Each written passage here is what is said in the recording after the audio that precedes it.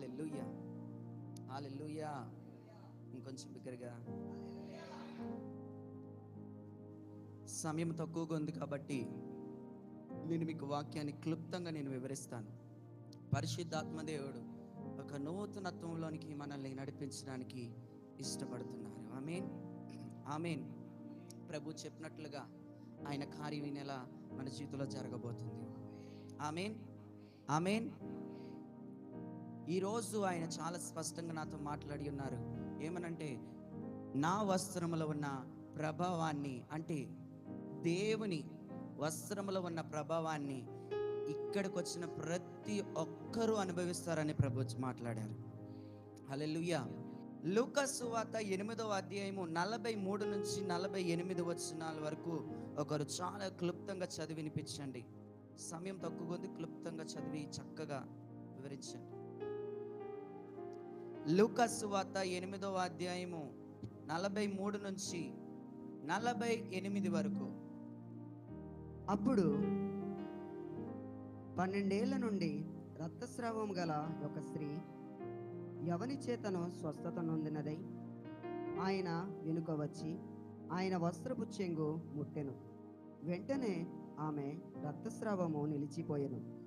నన్ను ముట్టినది ఎవరని యేసు అడుగగా, అందరూ మేమెరుగము, ముట్టినది ఎవరు అన్నప్పుడు పేతురు, ఏలినవాడా, జనసమూహములు కిక్కిసిరి నీ మీద పడుచున్నారనగా, యేసు, ఎవడు నన్ను ముట్టెను, ప్రభావము నాలో నుండి వెడలిపోయినదని నాకు తెలిసినదనెను. తాను మరుగై ఉండలేదని ఆ స్త్రీ చూచి వణుకుచూ వచ్చి ఆయన ఎదుట సాగిలపడి, తాను ఎందు నిమిత్తము ఆయనను ముట్టెనో, వెంటనే తాను ఎలాగూ స్వస్థత పడెనో ఆ సంగతి ప్రజల ఎదుట తెలియజెప్పెను. అందుకైన, కుమారి, నీ విశ్వాసము నిన్ను స్వస్థపరిచెను, సమాధానము గలదానివై పొమ్మని ఆమెతో చెప్పాను.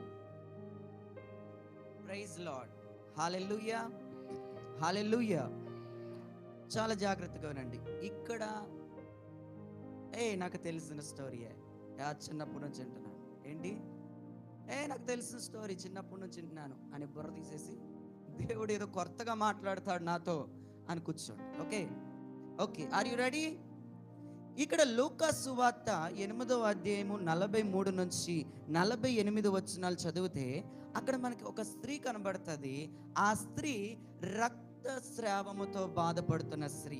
1 సంవత్సరం కాదు, 2 సంవత్సరాలు కాదు, ఎన్ని సంవత్సరాలు అని చెప్తున్నాడు చెప్పండి?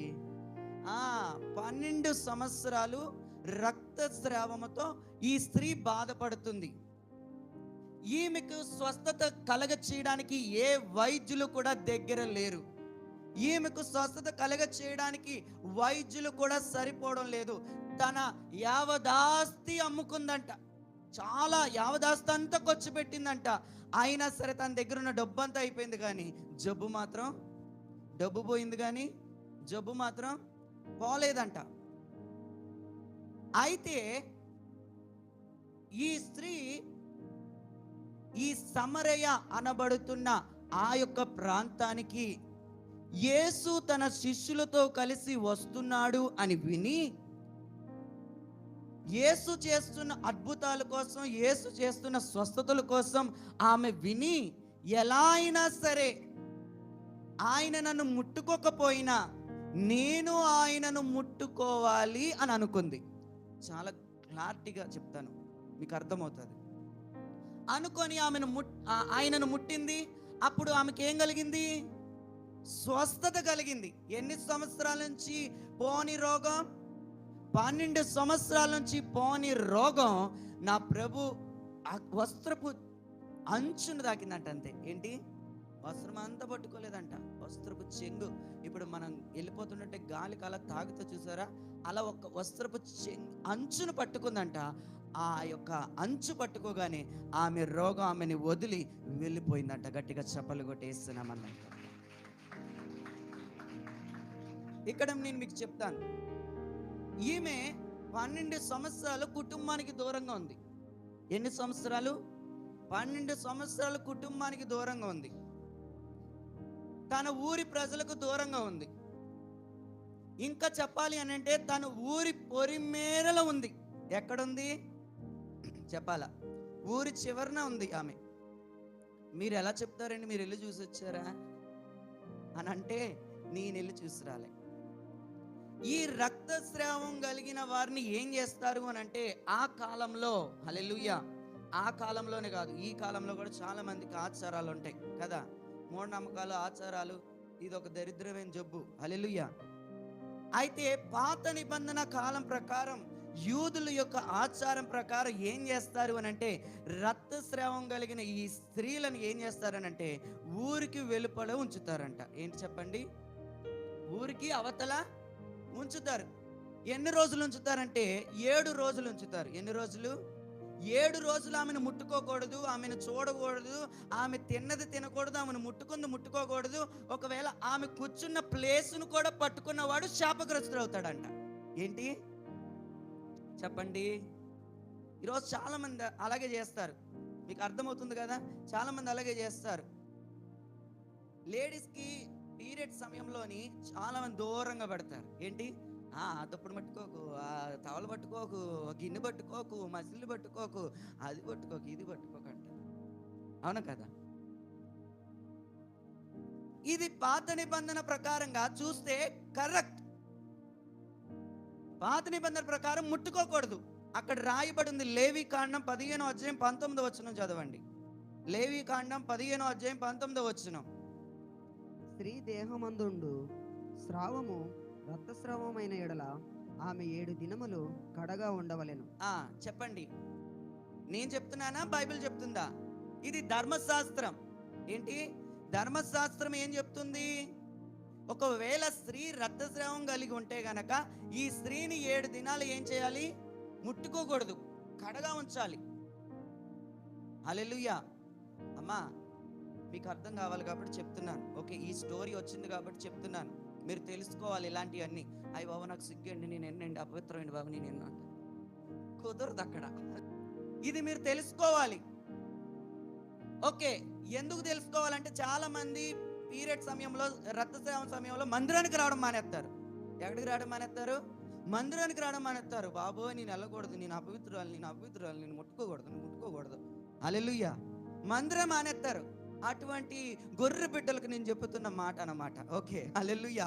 అయితే ఇక్కడ 12 సంవత్సరాల నుండి రక్తస్రావం కలిగిన స్త్రీ ఇప్పుడు ఎక్కడ ఉండాలి చెప్పండి? 7 డేస్ ఊరి. అప్పటికి ఇంకా యేసు ప్రభువు చనిపోలేదు, రక్తం కాచలేదు, ఏం చేయలేదు కదా, పాప విముక్తురాలే, ధర్మశాస్త్రం నుండి ప్రజలకి బయటికి రాలేదు. అంటే ఇప్పుడు ఎక్కడున్నారు వాళ్ళంతా? ధర్మశాస్త్రం కింద ఉన్న. అందుకోసమే ఈ సమరయలో ఉన్న ఈ స్త్రీ ఏమవుతుందంటే ఊరి బయట ఉంది. ఆమె ఎన్ని రోజులంట? 7 రోజులు ఉండాల. కానీ ఈమెకి రోగం ముదిరిపోయి ఏమైంది చెప్పండి? 12 సంవత్సరాల నుండి ఆ బాధ అనుభవిస్తుంది. అర్థమవుతుందా? 12 సంవత్సరాల నుంచి ఆ బాధ అనుభవిస్తుంది. బాధ అనుభవిస్తుందంటే ఇక్కడ చూడండి, నాకు ఆమెలో నచ్చిన ఒక 5 లక్షణాలు చెప్తాను. ఏంటి? ఈ రక్తస్రావం కలిగిన స్త్రీలోని ఒక 5 మంచి లక్షణాలు ఉన్నాయి. 5 లక్షణాలు చెప్తాను.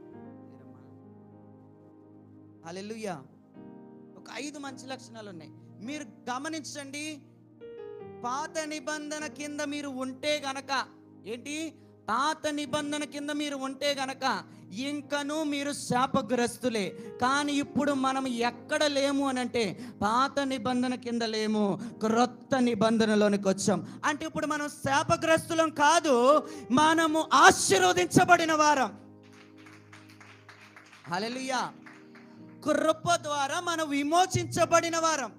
కృప వలన మనము రక్షించబడిన వారం. కృప వల్ల మనము స్వతంత్రులుగా శాపముల నుండి విడుదల పొందిన వారం. ఆమేన్.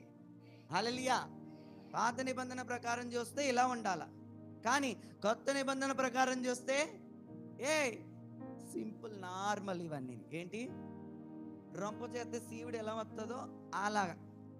రొంప చేసిందని చచ్చిపోతారా? కొంచెం మంది దొంగలు ఉంటారు, రొంప చేసిందని రారు. ఏంటి? రొంప చేసిందని రారు.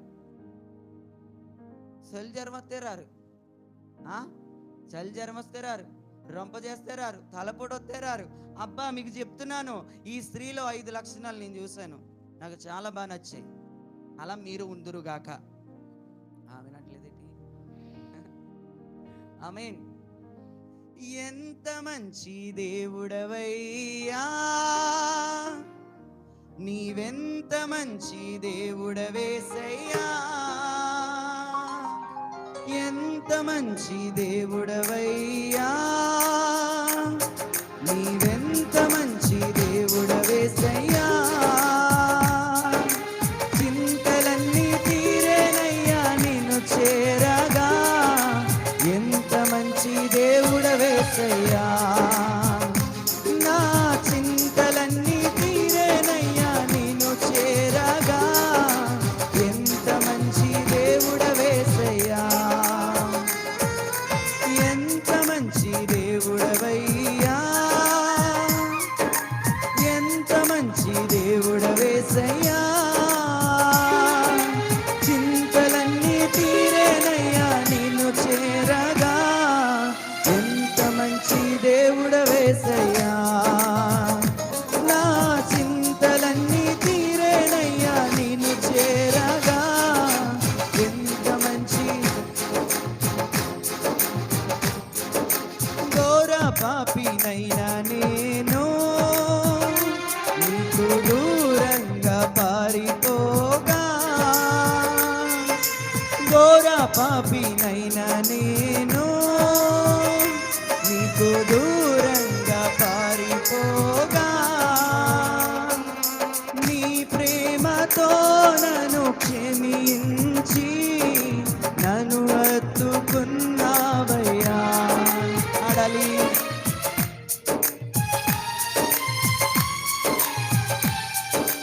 నన్ను హత్తుకున్నావయ్యా,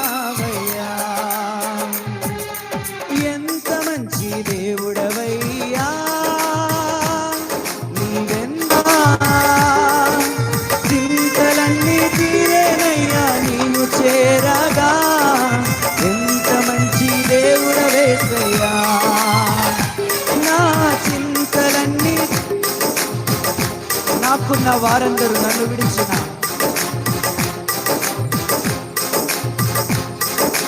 నాకున్న వారందరూ నన్ను విడచిపోయినను, నాకున్న వారందరూ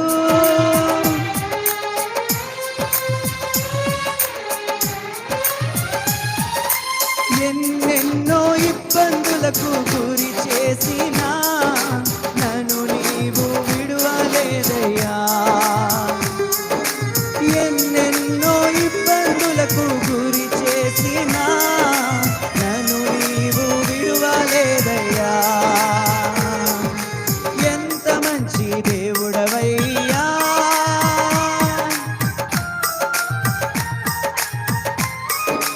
ఓ చింతలన్నీ తీరేనయ్యా నిన్ను చేరగా, ఎంత మంచి దేవుడవేసయ్యా, నా చింతలన్నీ తీరేనయ్యా నిన్ను చేరగా, ఎంత మంచి దేవుడవేసయ్యా, నా చింతలన్నీ తీరేనయ్యా నిన్ను చేరగా, ఎంత మంచి దేవుడవేసయ్యా, నా కష్టాలన్నీ పోయేనయ్యా నిన్ను చేరగా, ఎంత మంచి దేవుడవేసయ్యా, నా రోగమంతా పోయేనయ్యా నిన్ను చేరగా, ఎంత మంచి దేవుడవేసయ్యా, నా శాపమంతా తొలగేనయ్యా నిన్ను చేరగా, ఎంత మంచి దేవుడవేసయ్యా, నిన్ను చేరగా, ఎంత మంచి దేవుడవేసయ్యా.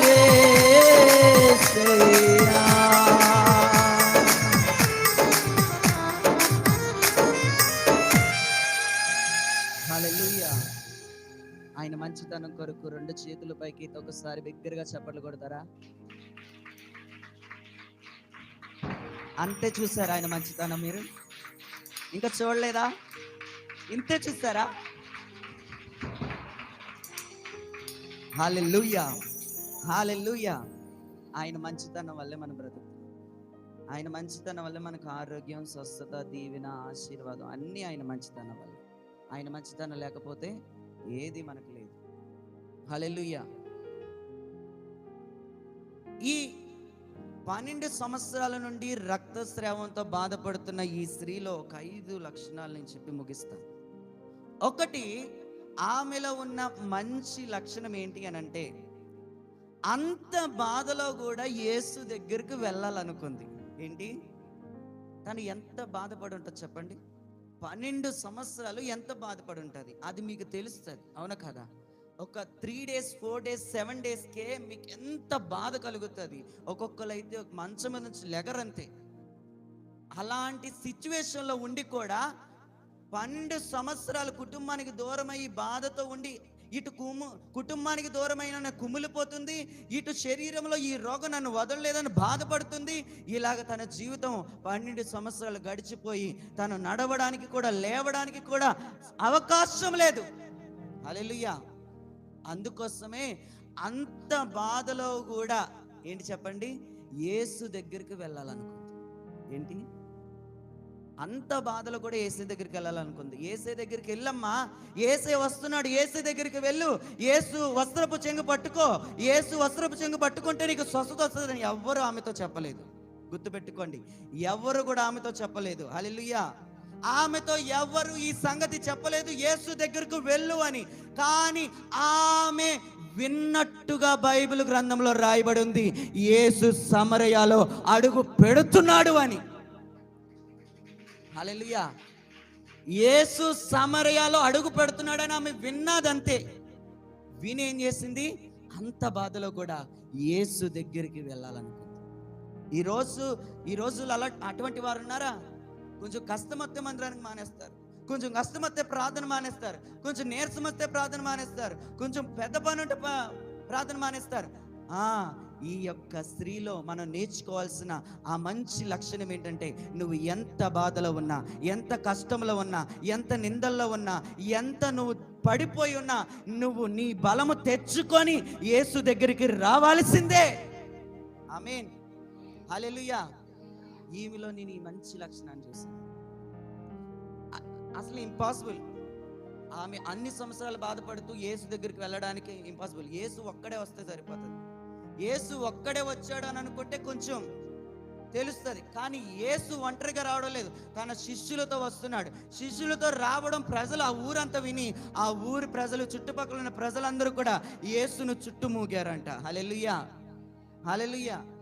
కానీ ఆ జనంలో కూడా వారిని కిక్కిరమనిపించే ఆ జనంలో కూడా ఏం జరిగింది చెప్పండి? ఆమె యేసు దగ్గరికి వెళ్ళాలనుకుంది. రెండవదిగా చూస్తే, రాసుకోండి అయ్యా, పెన్ను పేపర్ తెచ్చుకోవాలి. మందిరానికి వచ్చినప్పుడు పెన్ను పేపర్ ఉండాలి, పెన్ను బుక్ ఉండాలి.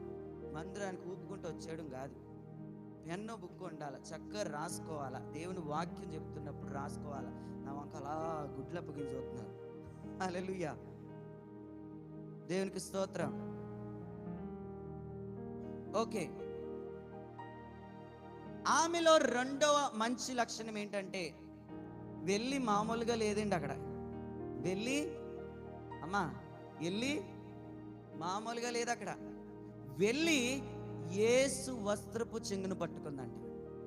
నువ్వు మందిరానికి వచ్చినప్పుడు, నువ్వు యేసు దగ్గరికి వచ్చినప్పుడు నువ్వు ఏం చేయాలో తెలుసా? వచ్చి మామూలుగా ఉండిపోకూడదు. యేసు నుండి ఏ అయితే దీవెనలు ఈ రోజు వస్తాయో అవన్నీ పట్టుకొని నువ్వు పోవాలా.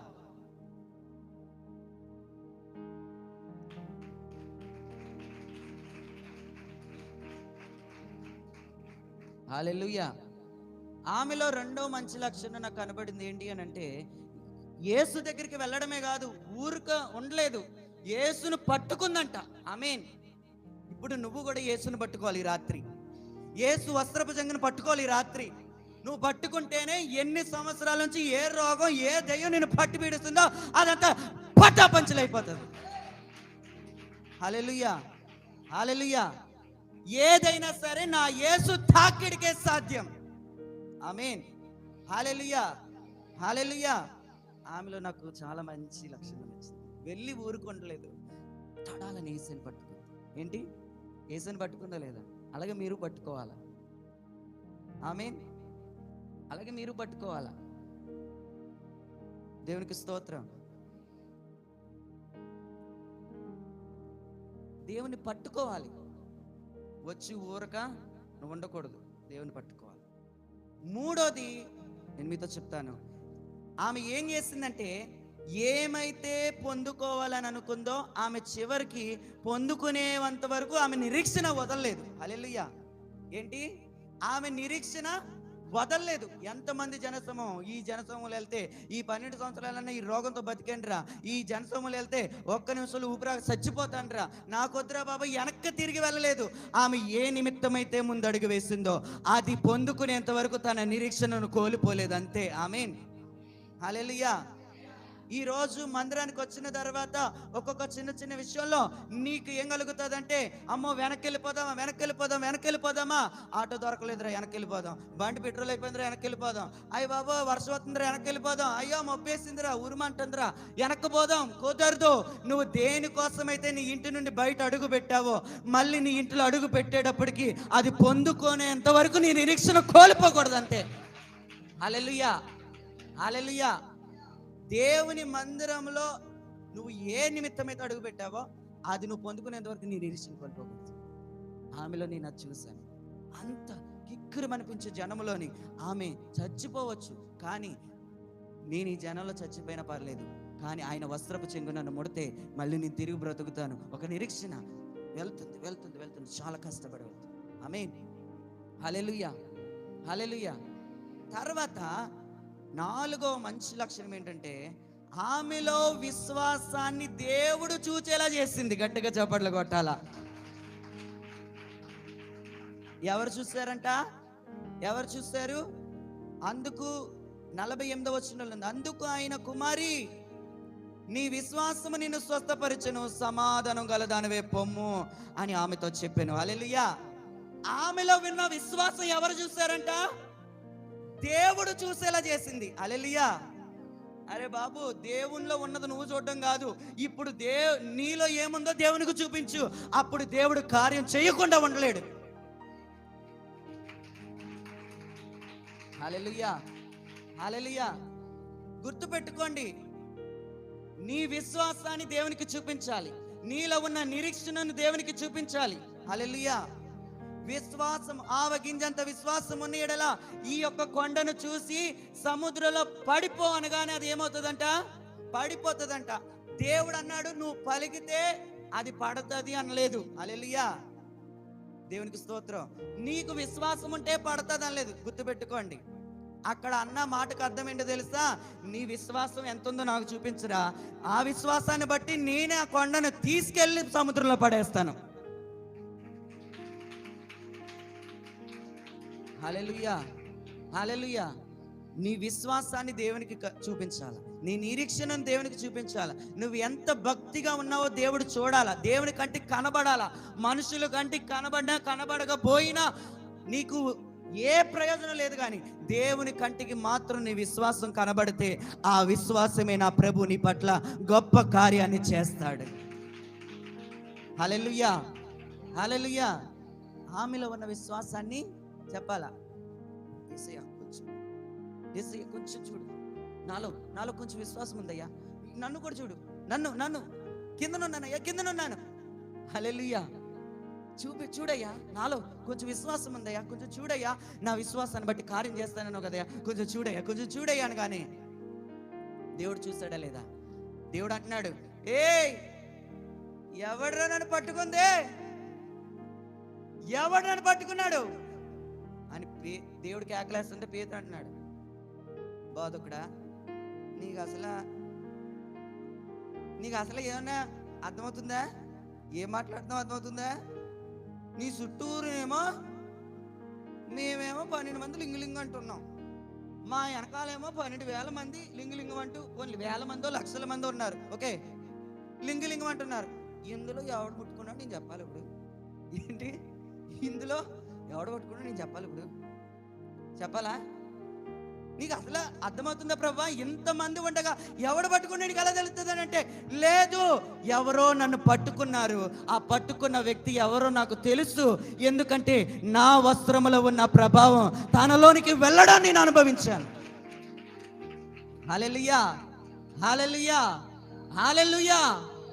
ఆయన తనలో ఉన్న విశ్వాసాన్ని చూడగలిగాడు, ఎందుకంటే ఆమె తన విశ్వాసాన్ని ప్రభుకు చూపించడానికి ఎంత కష్టమైనా సరే ముందడుగు వేసింది. ఆమేన్, హల్లెలూయా, హల్లెలూయా. ఆమెలో ఉన్న 5వ లక్షణం ఏంటో తెలుసా? ఏంటి? మీరు చెప్పకుండా మాకు ఎలా తెలుస్తుందండి? ఏంటని అడిగితే మమ్మల్ని హల్లెలూయా ఏంటి చెప్పాలి. 4వ లక్షణం ఏంటి? యేసు తనలో ఉన్న విశ్వాసాన్ని చూడడానికి తన అవకాశం ఇచ్చింది. ఇంకా యేసు క్రీస్తే తన వైపుకు తిరిగి చెప్పాల. యేసు ప్రభు తిరగడం ఎలా తిరగడం? ముఖాంతరంగా ఆమె ముఖములో ముఖము పెట్టి మాట్లాడే అంత గొప్ప ధన్యత ఆ 12 సంవత్సరాలు రక్తస్రావం కలిగిన స్త్రీ పొందుకుంది. హల్లెలూయా, హల్లెలూయా, దేవునికి స్తోత్రం. ఇక్కడ నేను ఒక మాట చెప్తాను. యూదుల ఆచారం ప్రకారము ఎవరిని కూడా పట్టుకోకూడదు. అర్థమవుతుందా? చెప్పాను కదా ముందుగానే. యూదుల ఆచార ప్రకారం ఎవరిని కూడా పట్టుకోకూడదు. యేసు ప్రభు వారు కూడా ఎవరు చెప్పాలా? యూదుడేనా? చెప్పండి. యేసు ప్రభు వారు కూడా యూదుడే. యూదుల ఆచార ప్రకారం ముట్టుకోకూడదామే. ముట్టుకుంటే ఇప్పుడు యేసు ఏమవ్వాలి చెప్పాలా? అపవిత్రం అవ్వాలి. కానీ యేసు అక్కడ అపవిత్రం అవ్వలేదు, కానీ అపవిత్రంగా ఉన్న ఆమెను దేవుడు స్వస్థపరిచాడంట. హల్లెలూయా, హల్లెలూయా. ఇక్కడ అపవిత్రం అయిపోతుంది అని వాక్యం చెప్తుంది. ధర్మశాస్త్రం ఏమో ముట్టుకుంటే అపవిత్రం అయిపోతుంది అంటుంది. ఇదిగో క్రొత్త నిబంధన ఏమో ముట్టుకుంటే శాపం విరిగిపోతుంది అని చెప్తుంది. హల్లెలూయా, హల్లెలూయా. ఈ యొక్క అక్కడ ఈమె యేసుక్రీస్తును ప్రవచనాత్మకంగా చెప్పాలి. యేసు అపవిత్రం అవ్వాలా లేదా? మరి ఎందుకు అవ్వలేదు? ఒక్క మాట చెప్పండి. యేసు అపవిత్రం అవ్వాలా లేదా చెప్పాలా? కానీ ఎందుకు అపవిత్రం అవ్వలేదు చెప్పండి. ఎందుకు అపవిత్రం అవ్వలేదు?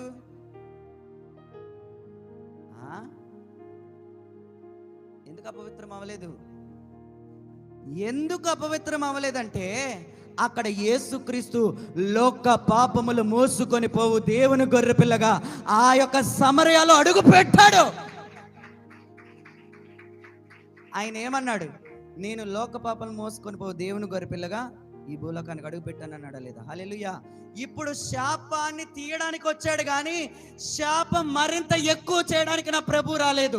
అందుకోసమే ఆ స్త్రీ స్వస్థత పొందడానికి కారణమయ్యింది. హల్లెలూయా, హల్లెలూయా. ఇప్పుడు అంట మొహంలో మొహం పెట్టి మాట్లాడుతున్నాడు అంతే. ఏంటి ఏంటి? ఆమెను మనుషులు చూడడానికే లేదు, అవును కదా? ఆమెను మనుషులు చూడడానికే లేదు కదా? కానీ ఇప్పుడు యేసు ఏం చేస్తున్నారు? ఆమె ముఖంలో ముఖం పెట్టి ఏమంటున్నారు? చెప్పాలా? సమాధానం కలదానివే పో, ఇంకెక్కడ ఉండొద్దు, ఎల్లు. నువ్వు కోల్పోయిన సంతోషంలో మళ్ళా ఎల్లు, నువ్వు కోల్పోయిన ఆరోగ్యంలోనికి మళ్ళా ఎల్లు, నువ్వు కోల్పోయిన నీ కుటుంబంలోనికి మళ్ళా వెళ్ళి మరలా నేనిచ్చు ఆశీర్వాదాన్ని అనుభవించు అని పంపించేశాడు. హల్లెలూయా, హల్లెలూయా. నా ప్రభు అయితే మిమ్మల్ని ఒంటరిగా వదిలిపెట్టాడు. ఆమేన్, హల్లెలూయా. ఆమెలో మొదటి లక్షణం ఏంటి చెప్పండి? అబ్బా, అంత బాధలో కూడా యేసు దగ్గరికి పోయింది. రెండోది యేసును పట్టుకుంది. తర్వాత నిరీక్షణను మాత్రం, పట్టుదల మాత్రం వదలలేదు. తర్వాత విశ్వాసాన్ని యేసు చూసేలా చేసింది. ఆమేన్. అబ్బాబ్బా, తిరిగి చూశాడు. ఏయ్ నువ్వేనా? నువ్వేనా నా వస్త్రాన్ని పట్టుకుంది? ఏయ్ భయపడకు. ఆమె భయపడిపోతుంది. అమ్మో ఈయనకి తెలిసిపోయిందిరా బాబు, ఈయనకి తెలిసిపోయిందిరా బాబు, ఇప్పుడు ఏమంటాడో తెలీదు, ఇప్పుడు తిడతాడో కొడతాడో చంపేస్తాడు, నాకేం అర్థం కావట్లేదు.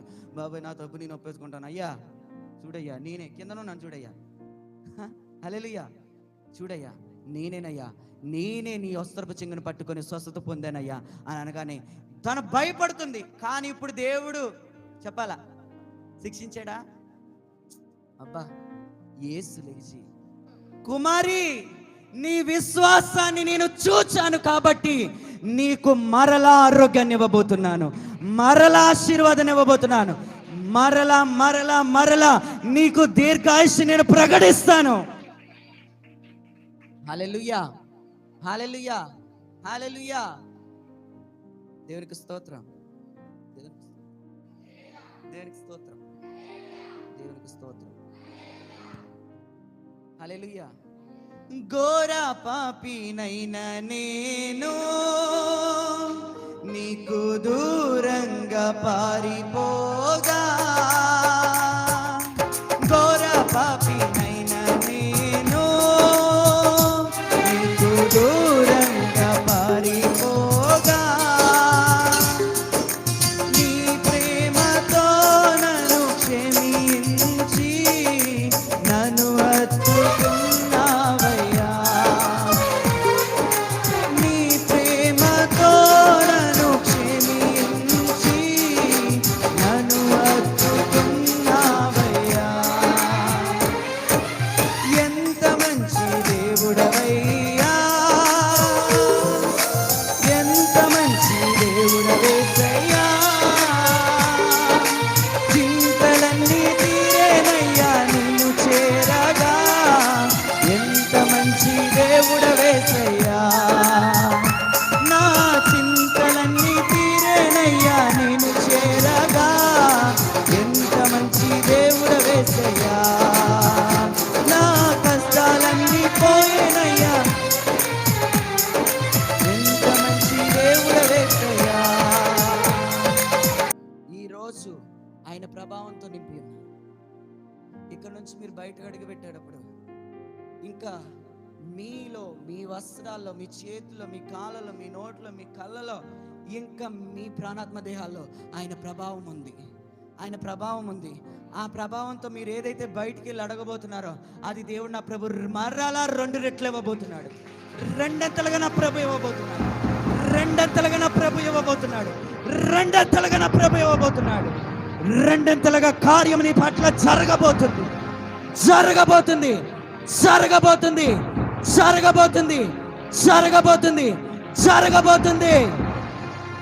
అది ఏ కార్యమైనా ఈ రాత్రి నుండే మొదలవ్వబోతుంది, మొదలవ్వబోతుంది, మొదలవ్వబోతుంది. ఇది సేవకుడిగా నేను ప్రవచించి చెప్తున్నాను, నీ పట్ల ఈ రాత్రి నుండే మొదలవ్వబోతుంది, మొదలవ్వబోతుంది, మొదలవ్వబోతుంది. హల్లెలూయా, హల్లెలూయా. దేవుడు తన కార్యాన్ని చేయబోతున్నాడు, దేవుడు తన కార్యాన్ని ఆల్రెడీ మొదలు పెట్టేశాడు. ఆమేన్, ఆమేన్. ఇక ఈమె జీవితంలో ఎలా అయితే దేవునికి దగ్గర అయ్యిందో అలాగే మీరు కూడా దగ్గర అవ్వాలి. అర్థమవుతుందండి? చిన్న చిన్న విషయాలు బట్టి మందిరాలు మానడం కానీ, చిన్న చిన్న విషయాలు బట్టి మందిరానికి దూరంగా ఉండడం కానీ, చిన్న చిన్న విషయాలు బట్టి, చిన్న చిన్న బలహీనతలు బట్టి, చిన్న చిన్న రోగాలు బట్టి ప్రార్థనలకు రాకుండా ఉండడం కానీ ఇలా మీరు చేయకూడదు. హల్లెలూయా, ఇలా మీరు చేయకూడదు. ఎంత బాధలో ఉన్నా, ఎంత కష్టంలో ఉన్నా, ఎంత నీరసంగా ఉన్నా, ఎంత అనారోగ్యంగా ఉన్నా నా ప్రభు దగ్గరికి మీరు రావాల్సిందే. వస్తే వచ్చినట్టుగా దేవుడు మిమ్మల్ని పంపించడు కానీ నా దేవుడు మిమ్మల్ని రూపాంతరపరిచి నూతనత్వం కలగజేసి ఒక నూతన సృష్టిగా బయటికి పంపిస్తాడు. ఆమేన్, హల్లెలూయా, హల్లెలూయా, హల్లెలూయా. నేను ముగిస్తున్నాను, అందరూ కూడా లేచి నిలబడండి.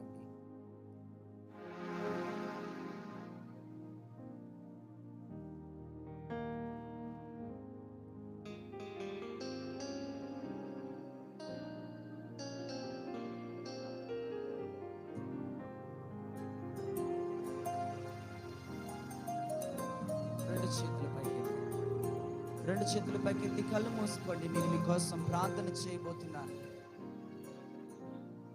ప్రార్థన చేయబోతున్నాను. అయ్యా ప్రార్థన చేయండి. అయ్యా 12 సంవత్సరాల నుండి ఆ రక్తస్రావం కలిగిన స్త్రీ నువ్వు వస్తున్నావని విన్నది, అంత బాధలో కూడా నీ దగ్గరికి వచ్చింది. నువ్వు వస్తున్నావని తెలిసినప్పుడు తన బాధను మర్చిపోయిందయ్యా.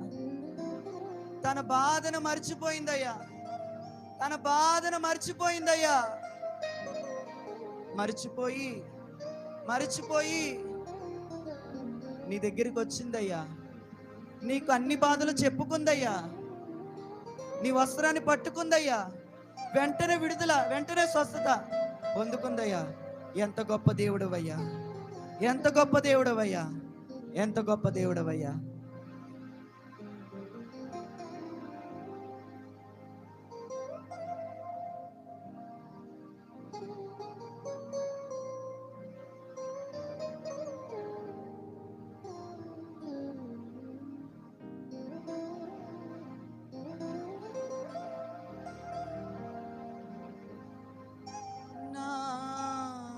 చింతలన్నీ తీరేనయ్యా, నిన్ను చేరగా ఎంత మంచి దేవుడవేసయ్యా. నా చింతలన్నీ తీరేనయ్యా, నిన్ను చేరగా ఎంత మంచి దేవుడవేసయ్యా.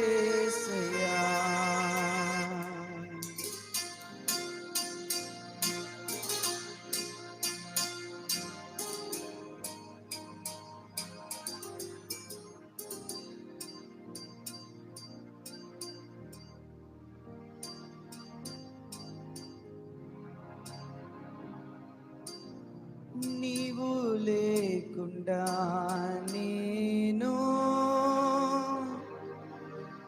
ఈ లోకంలో బ్రతుకలేనయ్యా. నీవు లేకుండా నేను ఈ లోకంలో బ్రతుకలేనయ్యా.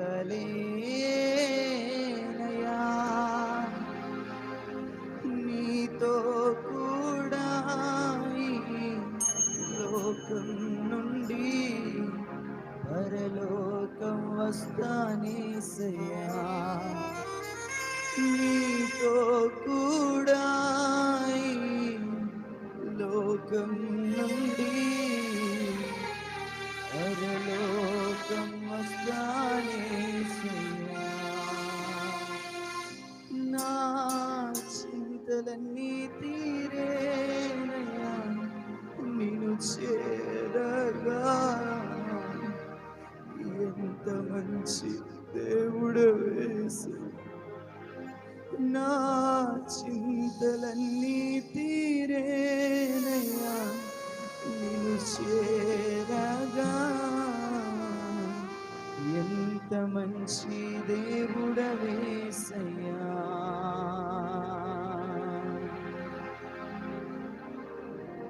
పరిశుద్ధాత్ముడానికి వందనాలు, స్తోత్రాలు తెలియచేస్తున్నా. ఎలా అయితే ఆ 12 సంవత్సరాల నుండి రక్తస్రావంతో బాధపడుతున్న ఆ స్త్రీకి విను వెంటనే నీ వస్త్రము తాకగా స్వస్థత కలిగిందో, ఈ రోజు నా వాక్కును పంపి ప్రతి ఒక్కరిని బాగు చేస్తానన్నట్లుగా ఇదిగో ఈ వాక్కును నీ వస్త్రముగా మలచి ప్రజలను తాకమని అడుగుతున్నాను, ప్రజలను ముట్టమని అడుగుతున్నాను. వారిని యేసు నామములో దీవిస్తున్నాం, ఆశీర్వదిస్తున్నాం. ఎన్ని బాధలున్నా, ఎన్ని కష్టాలు ఉన్నా, ఎన్ని నిందలు ఉన్నా వారు నీ మందిరానికి వచ్చుదురుగాక, వారు నీ సన్నిధికి వచ్చుదురుగాక, వారు నిన్ను ప్రేమించుదురుగాక, వారు నీకు దగ్గరగా ఉందురుగాక.